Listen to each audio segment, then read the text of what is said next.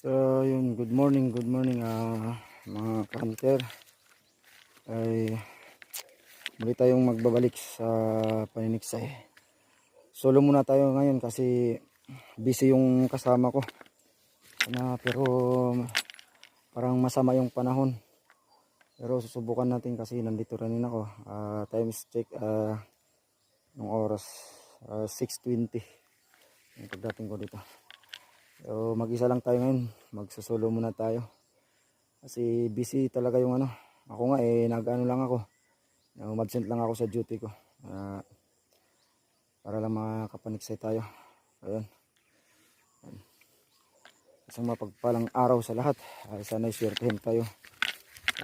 Sabi kasi ng tatay doon yung lumalakas na daw yung tubig, malalim na daw, baka sakaling lumabas ng kasi yung nakaraan pumasok kami dito